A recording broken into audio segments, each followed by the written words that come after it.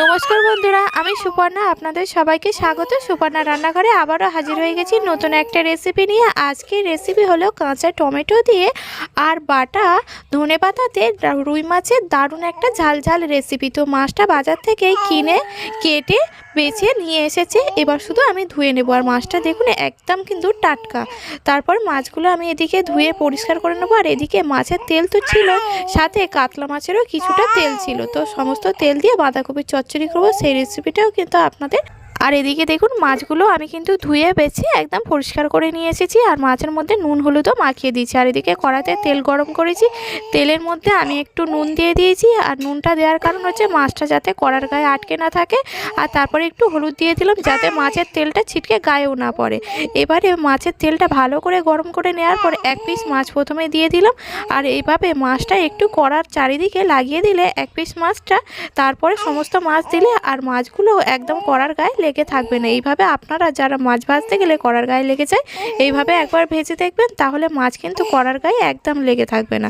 তো দেখুন মাছগুলো এক পিঠ করে ভাজা হয়ে গেছে, তাই আমি অপর পিঠগুলো উল্টে দিচ্ছি। তো উল্টে পাল্টে মাছগুলো একদম সমস্ত একইভাবে ভেজে নেবো। আর আজকের আমার মেয়ে যেহেতু একটু চেঁচামেচি করছে, সেই জন্য একটু শব্দগুলো ফোনে শুনতে পাবেন।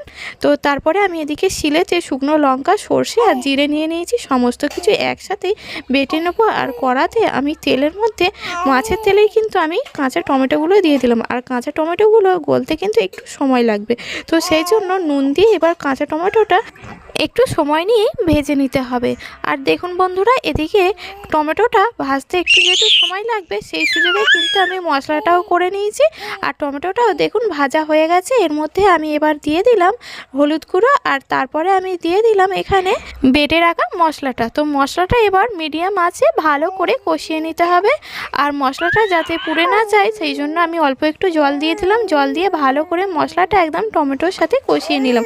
আপনারা চাইলে কিন্তু পাকা টমেটোও ব্যবহার করতে পারেন, কিন্তু কাঁচা টমেটো দিয়ে একবার এইভাবে ঝাল খেয়ে দেখবেন, খেতে কিন্তু খারাপ লাগে না। তারপরে আমি এর মধ্যে পরিমাণ মতো জল দিয়ে দিলাম, দিয়ে এবার একটুখানি ঝোলটা ফুটিয়ে নিয়েই তার উপরেই দিয়ে দিলাম আগে থেকে ভেজে রাখা মাছগুলো। তো মাছগুলো দিয়ে ঝোলটা আবারও একটুখানি ফুটিয়ে নেব। আর এরপরে লাস্টে আমি একদম চিনিটা দিয়ে দিচ্ছি, যাতে টমেটোর টকটা খুব বেশি না লাগে। আর দেখুন ধনেপাতাটাও আমি এদিকে বেটে নিয়েছি। তো ধনেপাতা বাটাটাও আমি এবার ঝোলের মধ্যে দিয়ে দিলাম, দিয়ে ভালো করে মিশিয়েই নামিয়ে নিলাম। আপনারা তো দেখলেন বন্ধুরা কত সহজ এই রুই মাছের ঝালটা কাঁচা টমেটো দিয়ে বানিয়ে নিলাম।